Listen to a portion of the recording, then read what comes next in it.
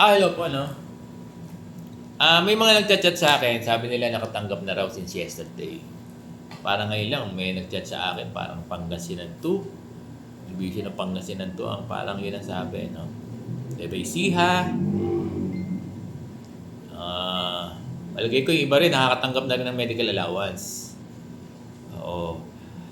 Kaya lang, marami pa rin ang hindi nakakatanggap, no? Sabi mo, Sir Bong, April. Oo, projection ko yan. April kasi yun din naman yung nabalita ko eh. Ngayon, kung wala hanggang Thursday, ano yan? May 4 onwards, yan. Pero hindi na rin magtatagal yan. Maniwala kayo. Hindi na rin magtatagal yung medical allowance yan. Ganyan ako ka-positive, dear teachers. Kaya lang anten, no? Kaya lang, wala naman tayo magagawa kung talagang delayed. Kasi dapat, ang purpose kasi niyan ay ma-insure yung mga guro for the entire year, di ba? For the entire fiscal year. Binibigyan tayo ng 7,000. Dapat yan, by January ay okay na sana. January, February. Sabihin, starting January, okay na sana para insured ka na. Di ba? Kung magbabayad ka ng insurance ng January or kung gagamitin mo na ng January yung medical mo, pwede na. Di ba? Kaya lang, January, February, March, April, wala pa kayo. Di ba? 4 na buwan kayong, parang sinabi natin na 4 na buwan kayong hindi naka-insured. Oo. Kaya lang, ang pag tinanong mo naman, paulit-ulit ako, pag tinanong mo yung division nyo, sasabihin nila, wala pa yung regular budget. Ako din naman tinanong ko dito sa amin, wala pa rin yung regular budget. Bakit nakapagbigay? Kasi may directive na front load Yung ibang hindi nag-front load, hindi talaga nakabigay nung March. So, ganun yun. So, posible na dumadating na, no? Ngayon, kung wala pa kayong medical allowance ngayon, pero balikan ko yung yung update sa akin ng ilang guro Meron na raw yung division nila. So very good.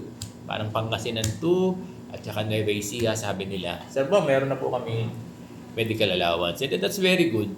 Diba? Kaya lang, marami pa rin yung walang medical allowance. Ngayon, kung wala till Thursday, abangan nyo ng May 4. Ako, confident ako na mabibigay yan ng May. Yan. Sa early part ng May. Mag-abang kayo ng May 4, no? Sir Bong, paasa, hindi. Oo. Sige, ganun lang, aabangan nyo lang. Dear teachers, total, delayed naman na talaga at wala naman kayo magagawa kundi mag-antay. So, kung tatanungin nyo ako kung wala hanggang Biyernes, no. Biyernes kasi. May pasok pa no? Oo nga. Kaya lang wala na pala.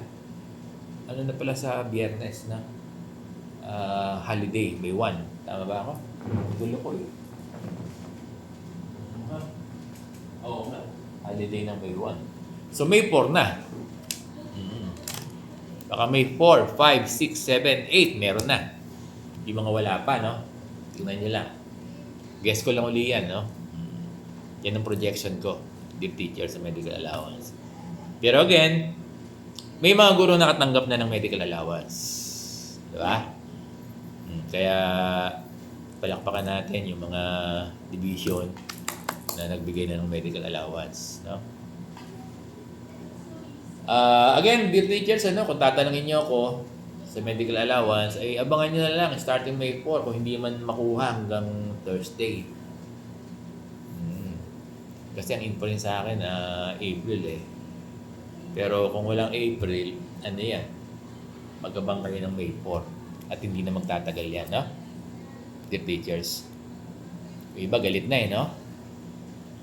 Kasi nga naman, gagamitin nila yan Paulit-ulit ako, pang-konsulta, diba?